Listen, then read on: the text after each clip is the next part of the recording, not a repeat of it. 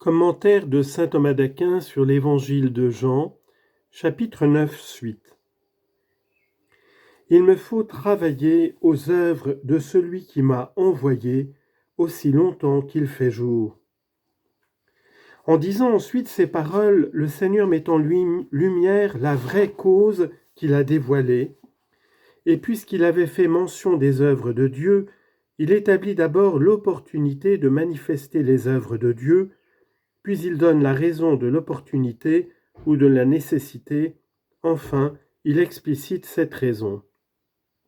Il dit donc, il est né aveugle pour que soient manifestées en lui les œuvres de Dieu, œuvres qui devaient être manifestées. En effet, il me faut travailler aux œuvres de celui qui m'a envoyé. Cela peut se rapporter soit au Christ selon qu'il est homme, et le sens est alors il me faut travailler aux œuvres de celui qui m'a envoyé, c'est-à-dire aux œuvres qui m'ont été confiées par le Père. Comme Jésus le disait lui-même dans cet évangile, dans ce même évangile, les œuvres que le Père m'a données pour que je les accomplisse, ces œuvres mêmes témoignent à mon sujet. Chapitre 5, verset 36. Et il dit au Père, j'ai achevé l'œuvre que tu m'as donnée à faire. Jean 17, verset 4. Soit au Christ selon qu'il est Dieu. Et il montre ainsi l'égalité de sa puissance avec le Père.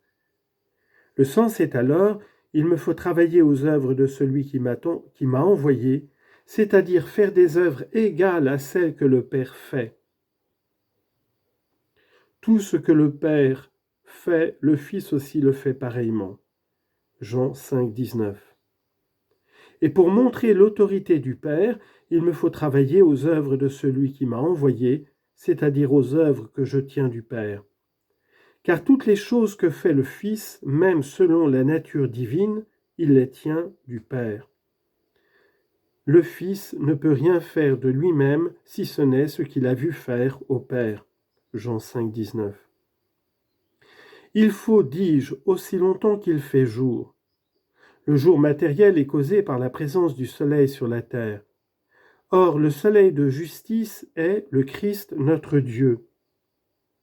Comme il est écrit au prophète Malachie, « Pour vous qui craignez mon nom, se lèvera le soleil de justice avec la guérison sous ses ailes. » Chapitre 4, verset 2. Donc, aussi longtemps que ce soleil nous est présent, les œuvres de Dieu peuvent s'accomplir en nous, à notre égard et par nous. Or, il nous fut présent à un certain moment d'une présence corporelle. C'était alors le jour. Comme il est écrit au psaume, « Voici le jour que fit le Seigneur, exultons et réjouissons-nous en lui. » Psaume 117, verset 24. Voilà pourquoi il faut travailler aux œuvres de Dieu.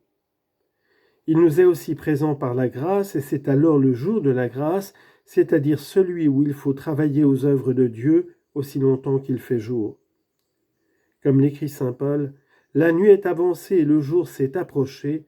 Rejetons donc les œuvres des ténèbres et revêtons les armes de lumière. » Romains 13, 12.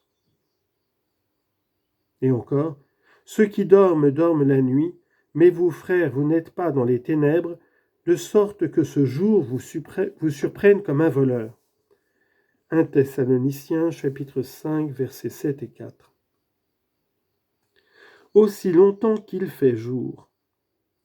Mais il faut savoir que, si la présence du soleil fait le jour et son absence la nuit, pour le soleil lui-même, c'est toujours le jour, puisqu'il est toujours présent à lui-même.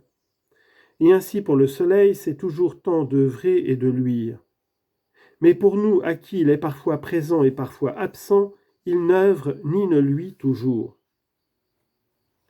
De la même manière pour le Christ, soleil de justice, c'est toujours le jour et le temps d'agir, mais pas pour nous parce que nous ne sommes pas toujours capables d'accueillir sa grâce à cause de tant d'obstacles venant de nous. La nuit vient où personne ne peut travailler. Le Christ introduit ici la raison de l'opportunité susdite. De même que le jour est de deux sortes, de même la nuit peut être dite en deux sens. L'une de ces nuits consiste dans la disparition corporelle, du soleil de justice comme les apôtres en ont fait l'expérience. Lorsque la présence corporelle du Christ leur fut retirée au temps de la Passion, ils furent troublés. Comme le disait Jésus, « Tous vous serez scandalisés à mon sujet en cette nuit ». Matthieu 26, 31. Alors ce ne fut plus le temps d'agir mais de pâtir. Mais il vaut mieux dire que même lorsque le Christ fut absent corporellement par l'ascension, c'était le jour pour les apôtres, dans la mesure où le soleil de justice les illuminait, et c'était donc aussi le temps d'agir. C'est pourquoi il faut entendre ce que dit ici le Christ de la nuit, qui est réalisée par la séparation spirituelle d'avec le soleil de justice, c'est-à-dire le retrait de la grâce. Cette nuit elle-même est double. L'une vient du retrait de la grâce actuelle qu'entraîne le péché mortel, comme il est écrit, ceux qui dorment, dorment la nuit, 1 Thessaloniciens 5, 7. Et quand vient cette nuit, nul ne peut accomplir les œuvres méritoires de la vie éternelle.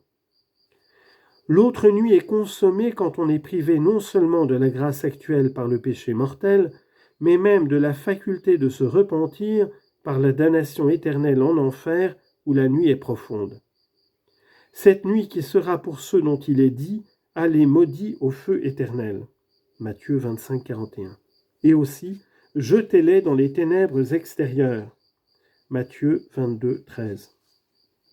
Alors nul ne peut œuvrer, parce qu'il n'est plus temps de mériter, mais de recevoir selon ses mérites. Donc, tant que tu vis, agis comme on agira pour toi.